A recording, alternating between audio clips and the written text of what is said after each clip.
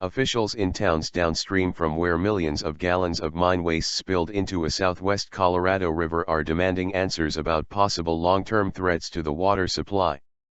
Colorado and New Mexico declared stretches of the Animas and San Juan rivers to be disaster areas as the orange-colored waste stream made its way downstream toward Lake Powell in Utah after the spill Wednesday at the abandoned Gold King mine near Silverton, Colorado.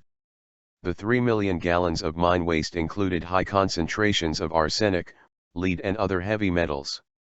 Workers with the Environmental Protection Agency accidentally unleashed the spill as they inspected the abandoned mine site. EPA officials said Monday that there was no leading edge of contamination visible in downstream sections of the San Juan River or Lake Powell. But that has done little to ease concerns or quell the anger caused by the spill. Navajo Nation. The Navajo Nation, which covers parts of New Mexico, Utah, and Arizona, declared an emergency as it shut down water intake systems and stopped diverting water from the San Juan River.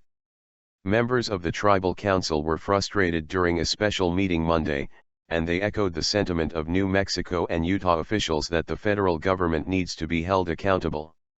Utah Attorney General Sean Reyes discussed the legal implications with his New Mexico counterpart, Hector Balderas, and planned to hold a similar call with Colorado Attorney General Cynthia Kaufman, Reyes' office said Monday.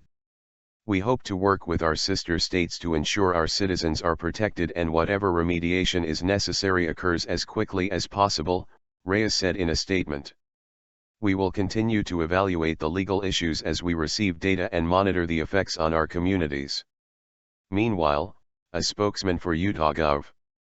Gary Herbert said the governor is disappointed in the EPA's initial handling of the spill, but the state has no plans for legal action. EPA statements. The EPA has said the contaminants were rolling too fast to be an immediate health threat. Experts and federal environmental officials say they expect the river system to dilute the heavy metals before they pose a longer-term threat. The EPA said stretches of the rivers would be closed for drinking water, recreation, and other uses at least through August 17. Dissolved iron in the waste turned the long plume an alarming orange-yellow, a look familiar to old-time miners who call it yellow boy, so the water appears worse aesthetically than it actually is, in terms of health, said Ron Cohen, a civil and environmental engineering professor at the Colorado School of Mines. Tests show some of the metals have settled to the bottom and would dissolve only if conditions became acidic, which isn't likely, said Cohen. The best course for the EPA would be to leave the metals where they settle, he said, noting that next spring's mountain snow melt would help dilute the contaminants further and flush them downstream. Restrictions imposed. No die-off of wildlife along the river has yet been detected. Federal officials say all but one of a test batch of fingerling trout deliberately exposed to the water survived over the weekend. As a precaution, state and federal officials along the river system have ordered public water systems to turn off intake valves as the plume passes. Boaters and fishing groups have been told to avoid affected stretches of the Animas and San Juan rivers, which are crowded with rafters and anglers in a normal summer. Recreational businesses along the rivers said they were losing thousands of dollars.